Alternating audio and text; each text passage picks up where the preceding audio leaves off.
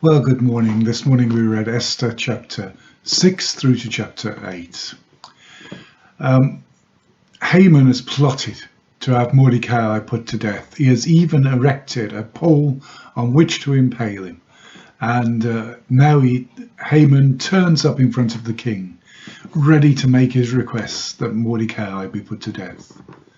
But while he's on his way there, the king can't sleep. He begins reading his records, and in the records he finds that Mordecai had, and we remember reading about this earlier in the book, warned the king of a plot against him. And he said, well, Mordecai was never rewarded for this.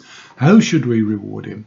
And hearing Haman is present, he asks for Haman's advice.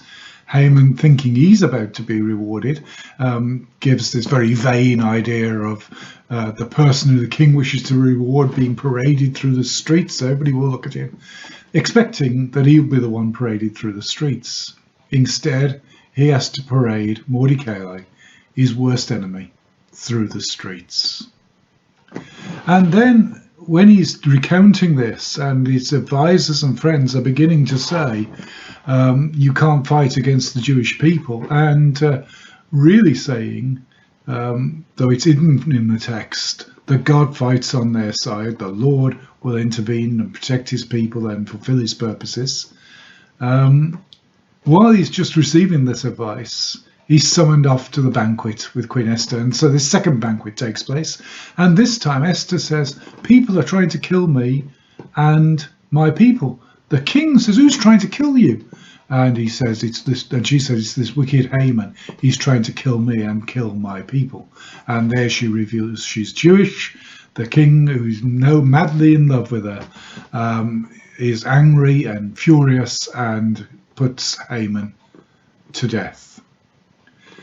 Though the king can't rescind his previous order, so the order has already gone out, you'll remember, to destroy the Jews wherever they may be found, and people are being instructed to destroy them.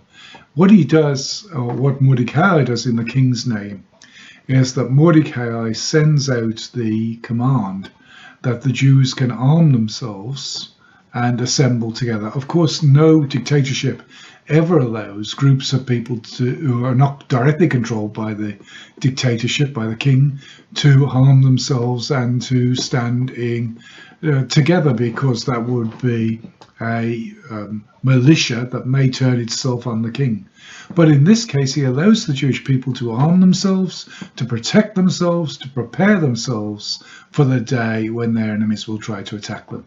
Just this act of preparing themselves should have deterred most of their enemies from attacking them.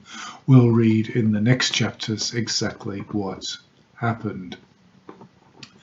And here we see God intervening and turning around those who thought they were powerful and great, those who thought they could trample down God's people. Just at the height of their powers, God pulls them down, humiliating them and destroying them. Just as with the cross, he made an open show of our enemies. He triumphed over them at the cross, making an open show of them. And this is God's plan. When the enemy is at their peak, when they think they're at the greatest of their powers, it is just then that God intervenes and pulls them down.